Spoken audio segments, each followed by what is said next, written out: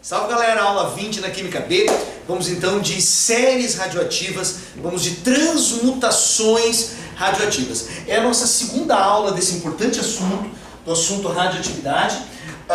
Na primeira aula a gente trabalhou então os conceitos fundamentais, né? Resumindo, né, a primeira aula para você, a gente falou que radioatividade é um fenômeno nuclear, um fenômeno de instabilidade nuclear. Então núcleos estáveis, tudo ok. Agora, quando esse núcleo é instável, ele está com excesso de energia, então a gente fala que esse núcleo é radioativo.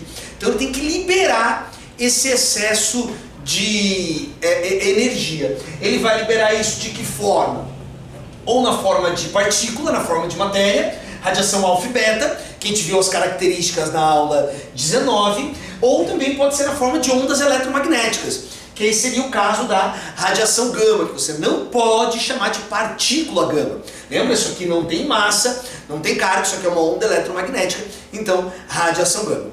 O que a gente vai trabalhar agora é como acontece essa tal transmutação. Tá, Rubinho, mas o que é uma transmutação? Cara, transmutação é uma alteração da identidade do átomo. Como é que eu altero a identidade do átomo? Quando eu mudo o número atômico, aí eu transformo um elemento químico em outro. Aí eu estou fazendo algo que é mais, digamos, entre aspas, profundo que um fenômeno químico. Eu tenho um fenômeno físico que não altera a natureza íntima da matéria. Derretimento do gelo, rasgar uma folha de papel, isso são exemplos de fenômenos físicos. Agora, um fenômeno químico altera essa natureza da matéria. Mas altera a natureza da matéria só que os átomos se conservam, né, que é o princípio de Lavoisier, uma reação química. Então eu tenho a transformação de substâncias, né, outrora reagentes, agora produtos, mas a quantidade de átomos é a mesma. Os átomos são os mesmos. Agora, quando eu faço uma transmutação, aí não. Aí eu altero inclusive o elemento químico. Eu altero a identidade do elemento. Legal essa relação? E aí eu tenho dois tipos de transmutação para comentar com você. Uma transmutação, a natural, ela já foi apresentada para você na aula da semana, na aula de número, aqui não tem mais semana passada, né? A aula que em algum momento você assistiu, ok? A aula de número 19, em algum momento que você assistiu esse bicho, tá? Eu mostrei para você a transmutação natural. Aqui a gente vai ver com uma maior riqueza de detalhes. E aí a transmutação artificial será apresentada para você. Então esse é o grande foco da aula número 20. Debater transmutação natural, debater transmutação artificial. Vamos só relembrar a transmutação natural? Então, vamos relembrar isso aqui com você. Transmutações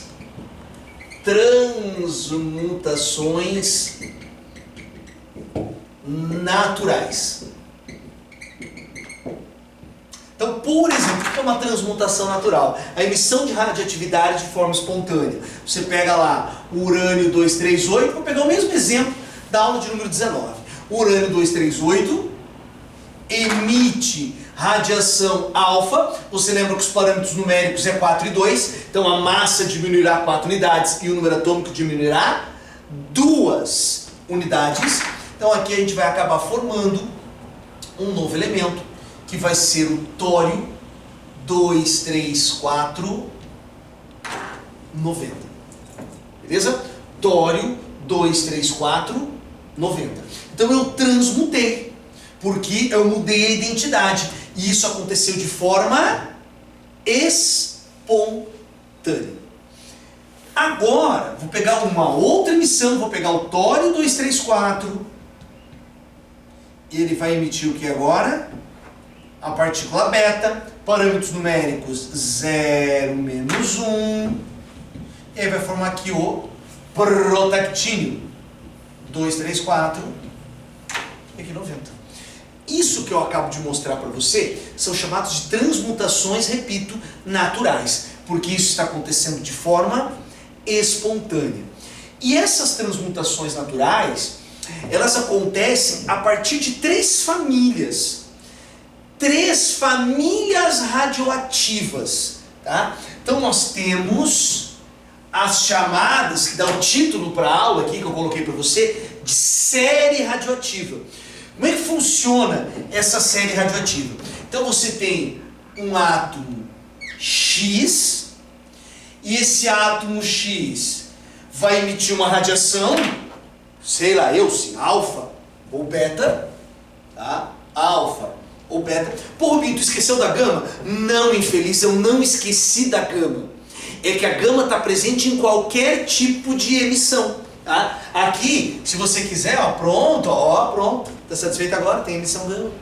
Tu quer mais um pouco? Então tá, pronto para você. Toda emissão radioativa tem raios gama. Só como eles não alteram a massa e não alteram o número atômico, muitas vezes, na grande maioria das vezes, as questões do vestibular acabam não mostrando o tal dos raios gama.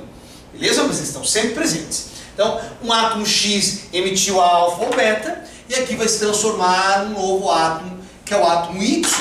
Então, esse átomo X é o que nós chamamos de átomo pai. Átomo pai.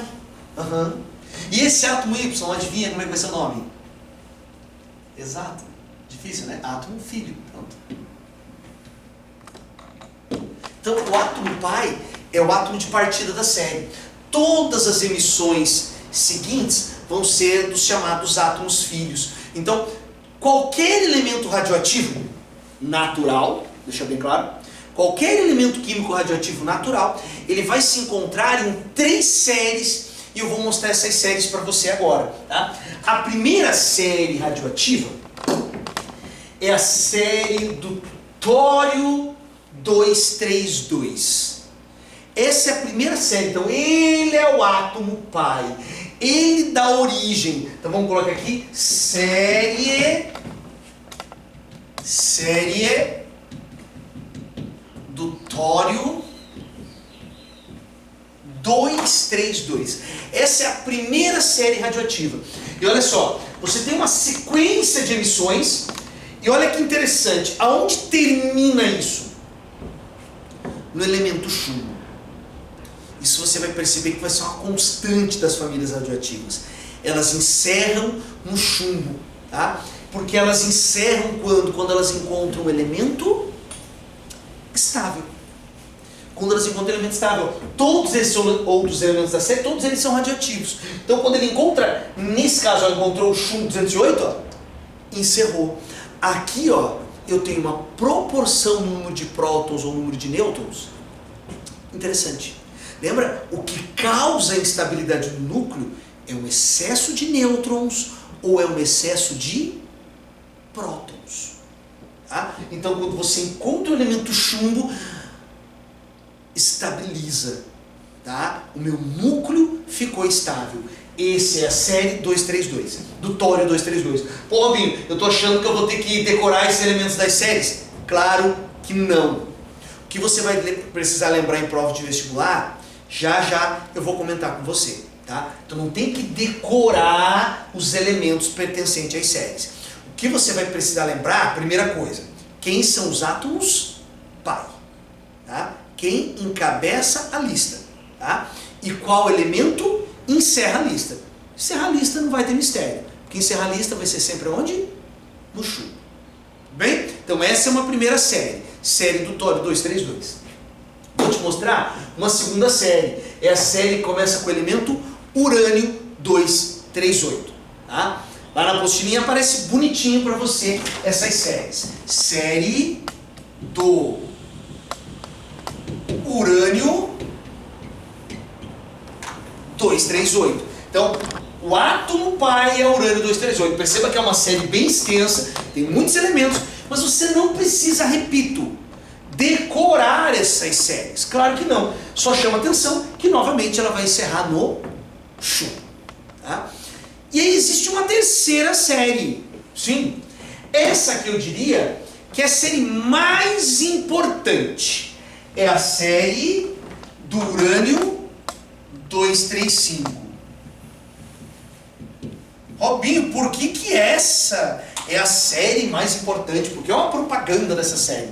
É que essa aqui é a série que trabalha o elemento bom de fissão nuclear.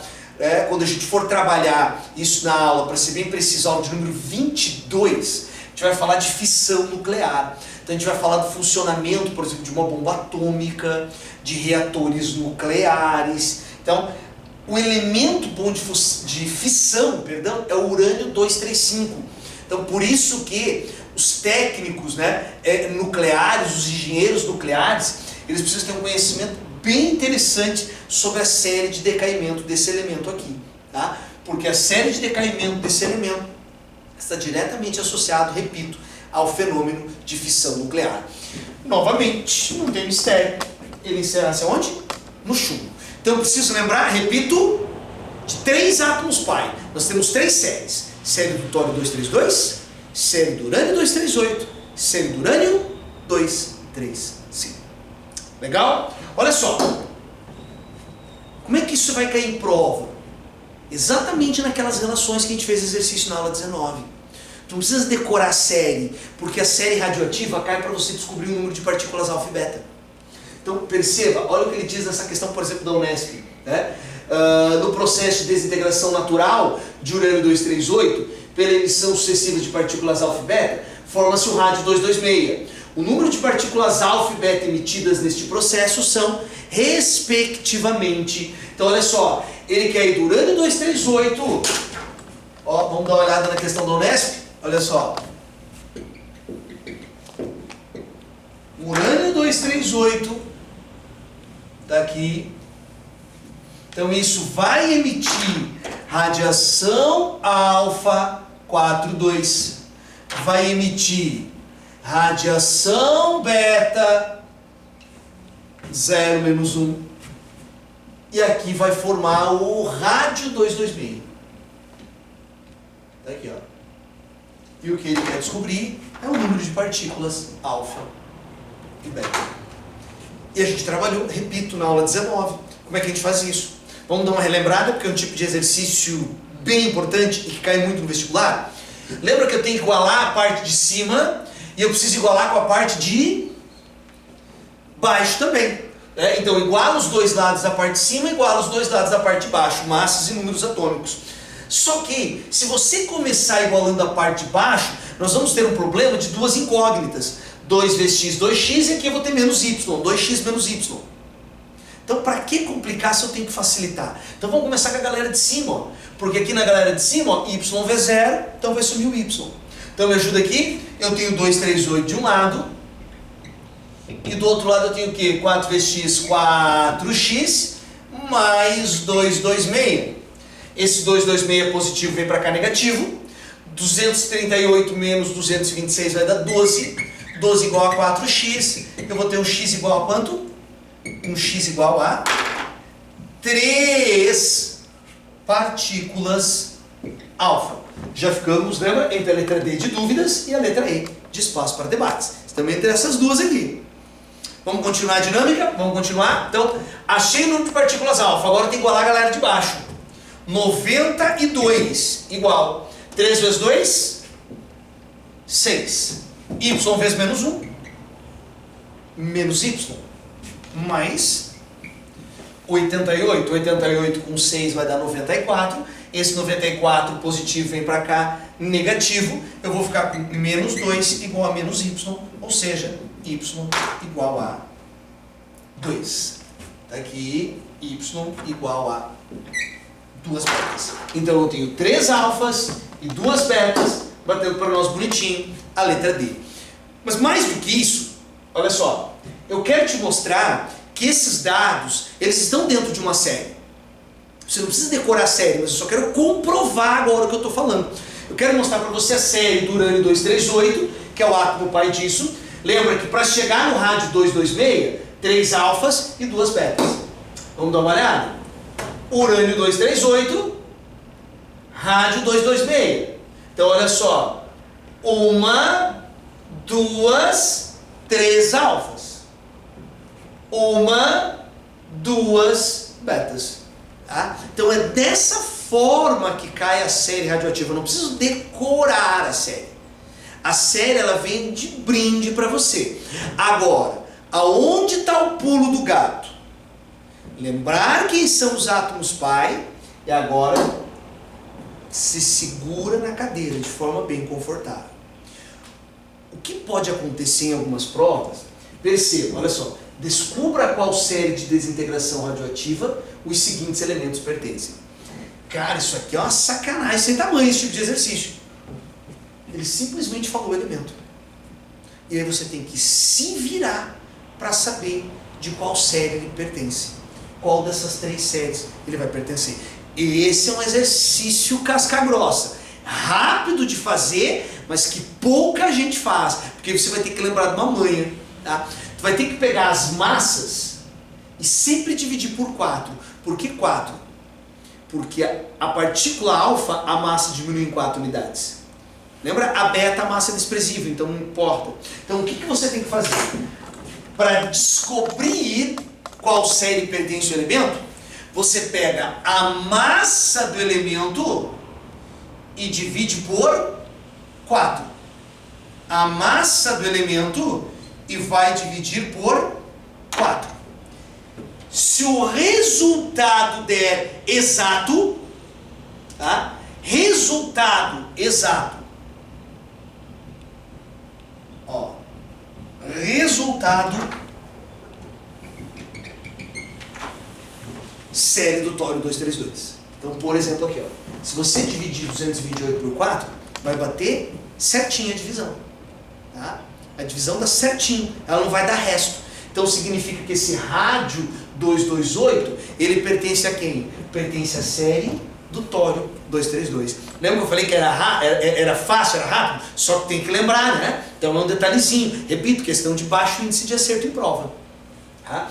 Agora, por exemplo, tório 234. Tem que pegar e dividir por 4. O que você vai perceber? Que nesse resultado você vai ter resto 2. Quando você faz aqui, você precisa exalar todo o teu conhecimento matemático agora, né? Toda aquela 4ª série, 5ª série, bem feita lá do ensino fundamental, tá? Dividiu a massa por 4, deu o resto 2. Série do urânio 238. É o que acontece com esse elemento aqui, ó. O tório 234. E se você pegar o protactínio aqui, ó, e dividir, né? Pegar a massa 231 e dividir por 4, 231 dividido por 4, tu vai perceber que esse resultado ele gera resto 3. E ele pertence à série do urânio 235. Tá? Qualquer elemento, olha só, qualquer elemento se enquadra aqui. Tá, Rubinho, eu fiz uma conta e deu o resto 4 na divisão. Parabéns, você errou. Errou, é um fracasso pelos poros. Cadê o resto 1? Errou, errou. Ou dá exato, ou dá resto 2, ou dá resto 3. Lembrando, estou falando de transmutações naturais. Elementos artificiais não pertencem a essas famílias. Elementos artificiais, eles têm uma característica própria de decaimento. Quem a gente consegue fazer as previsões são os elementos o quê? Naturais. Beleza, essa relaçãozinha? Uma outra informação para fechar as desintegrações naturais, a série do urânio 235 era também chamada de série do actínio, tá? Do elemento actínio. Isso aqui ficou por uma questão histórica, porque se acreditava que o actínio era o átomo pai, era o precursor. Com o avanço, né, da química, se descobriu que o átomo pai era anterior, ele era o urânio 235. Mas é por isso que às vezes aparecem alguns materiais série do actínio. Ficou por uma questão histórica mesmo. Beleza? Bom, eu quero falar com você agora sobre a questão artificial agora. Tá? Primeiro, um pouquinho de tabela periódica. Quem que são os elementos artificiais da tabela? Tá? Quem que é elemento artificial? Quem que é elemento que eu não encontro na natureza? Tecnécio e Promécio. Primeiro no grupo chamado de cisurânico. O que é o grupo chamado cisurânico? Os que estão abaixo do urânio. Tá? Por quê? Vou ser bem sincero, acima do urânio não tem que esquentar muita cabeça. Acima do urânio, todo mundo é artificial. Então, os elementos transurânicos são os elementos que estão acima do urânio, tá? E todos eles são artificiais. O maior elemento natural é o urânio. A maior quantidade de prótons no elemento natural é no urânio 92. Então, transurânicos, sempre artificial. Agora, nos cisurânicos, tem uma historinha para contar para você, bem rapidinho aqui, ó. que tem uma diferença na comparação desses dois com esses outros aqui. Tecnécio e promécio é artificial na veia, tá? Não tem na natureza. Agora vou ser bem sincero, astato e frâncio tem. Tá, Rubinho, por que está sendo chamado de elemento artificial? É porque a quantidade do astato e do frâncio é tão pequena, naturalmente encontrada no planeta, que a maior parte do astato e do frâncio utilizado hoje é sintetizado em laboratório. Então por isso que a gente chama isso aqui de elementos artificiais. Se você pegar, às vezes, bibliografias mais antigas, esses elementos vão aparecer como elementos naturais. Tá? Eles aparecem como elementos naturais. Mas, recentemente, a UPAC trabalha com essa ideia, publica a ideia do astato e do frâncio como sendo elementos artificiais, porque a quantidade na natureza é muito, mas muito pequena. Beleza? Por isso, uma historinha diferente para esses elementos. Tecnécio e promécio não. Esse é o quê? 100% artificial. Legal? Galera, o que acontece numa transmutação artificial? Eu vou pegar 3 exemplos bem importantes historicamente para mostrar para você. Tá aqui, ó. Vou pegar 3 exemplos, então, bem interessantes de transmutação artificial. Vou pegar esse aqui para começar a história.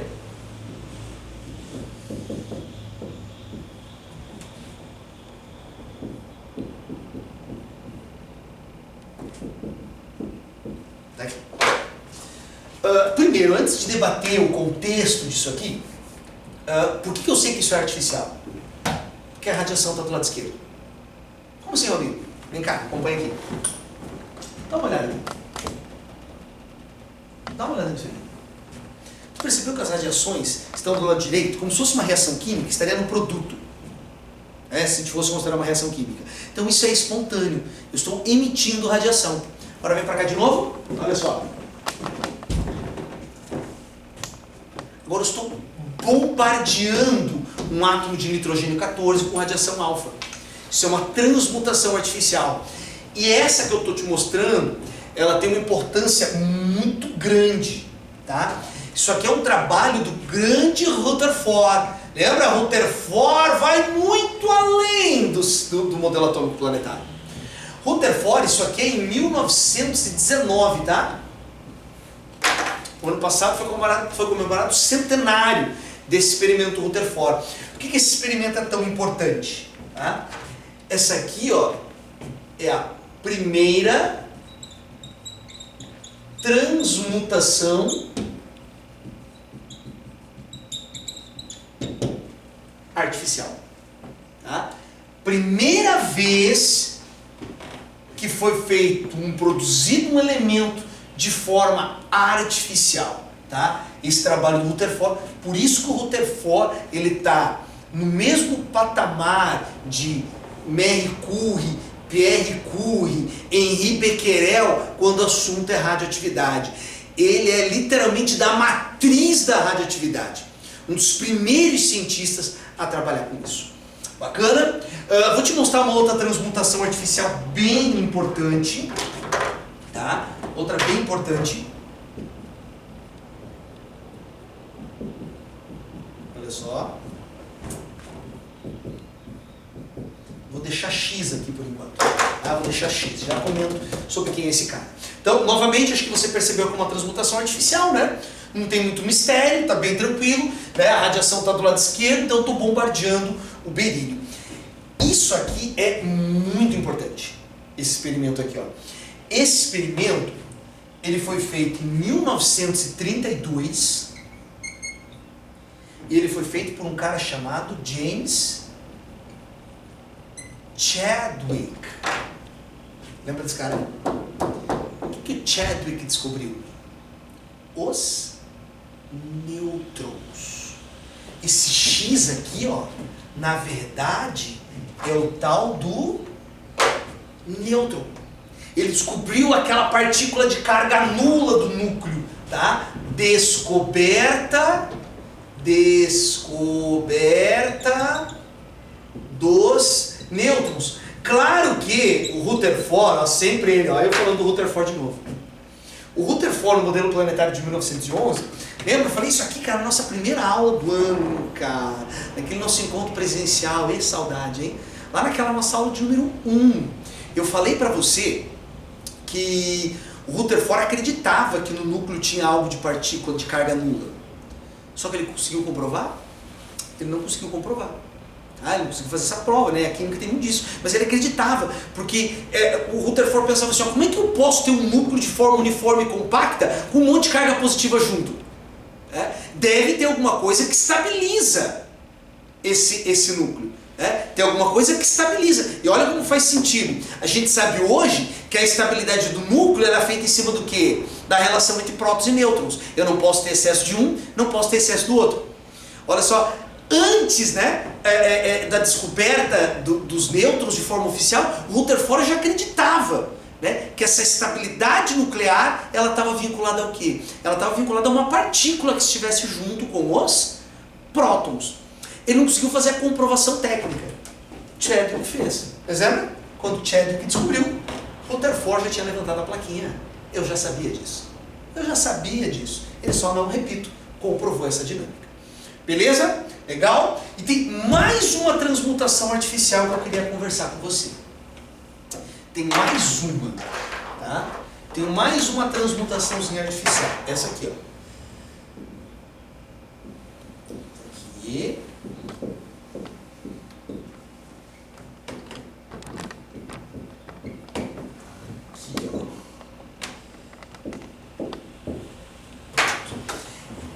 Essa transmutação.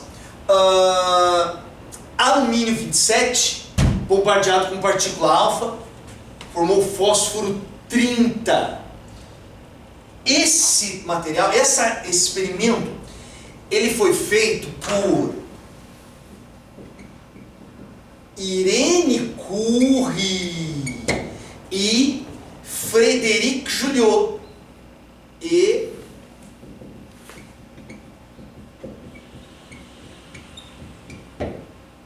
Irene Curie, esse sobrenome não é estranho. É a filha do casal. É o casal Curie, parte 2, o retorno. Tá? Irene Curie e Frédéric Joliot também era um casal. Tá? Também era um casal, tanto que o Joliot, depois ele coloca o sobrenome Curie também. Olha só a moral para a época, né? Na época ele usa o sobrenome da esposa, né? Porque esse sobrenome Curie é muito forte, e eles ganham inclusive um prêmio Nobel por essa equaçãozinha que eu vou explicar para você já, tá? Por essa transmutação nuclear, tá? Família do barulho, né? Pierre Curie e Marie Curie já tinham ganho o prêmio Nobel, aliás, Marie Curie 2 vezes, Irene Curie e Frédéric Joliot vão ganhar um prêmio Nobel em cima desse processo aqui, que aparece em alguns materiais como 1933, outros aparecem como 1934, tá? Que é mais ou menos nessa época, que na verdade eles fazem a pesquisa em 1933 e publicam isso em 1934, tá? Então a data, se você pegar isso, é só para você ter uma noçãozinha do processo.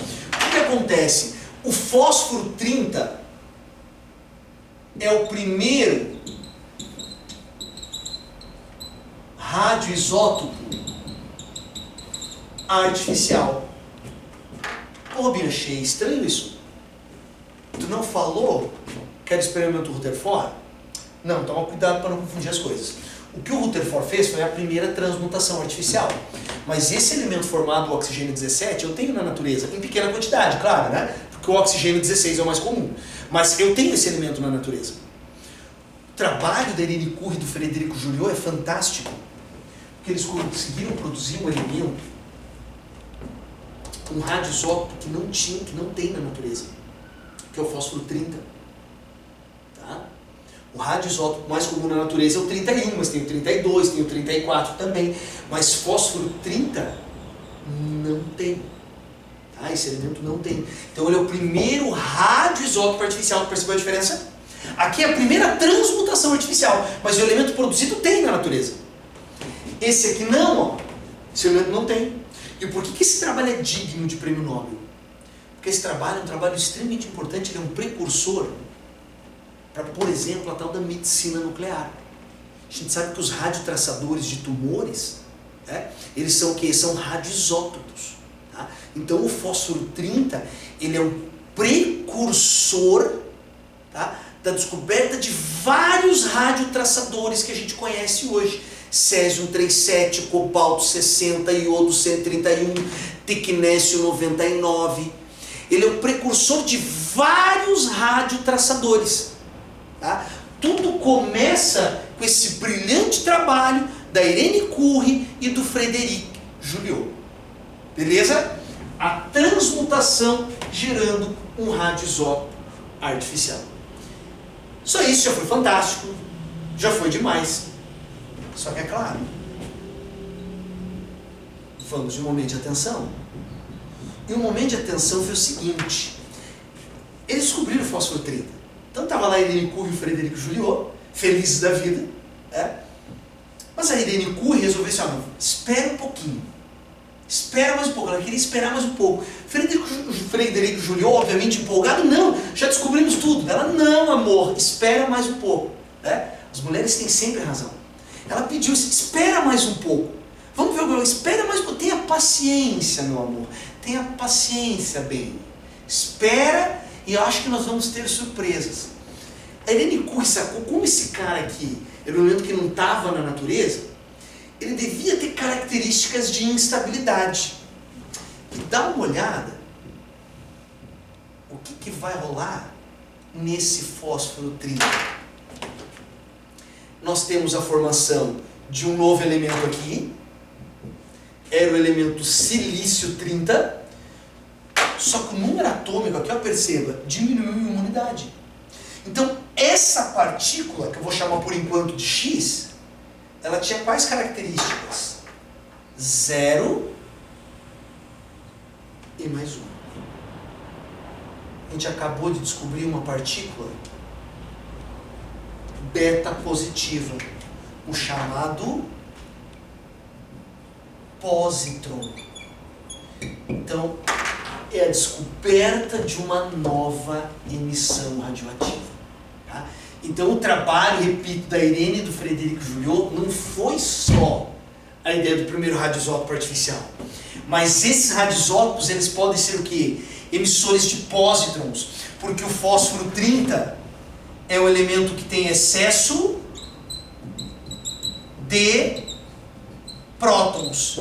E olha que legal essa informação, então, para fechar bonito. Quando o elemento tem excesso de nêutrons, ele emite radiação beta, que foi a hipótese de Fermi que a gente trabalhou na aula 19.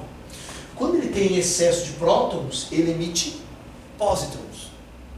Tá, Rubinho? Mas quando ele emite alfa? Ah, meu amigo, daí alfa é quando ele tem excesso dos dois. Então, quando ele emite radiação alfa, excesso de próton e nêutron. Quando ele emite beta, excesso de nêutron. E excesso de prótons só acontece em núcleos artificiais. Aí ele emite o quê? Pósitrons. Eis o nosso momento de atenção. Beleza? Grande abraço para você. Sucesso nos seus estudos. Tchau, tchau.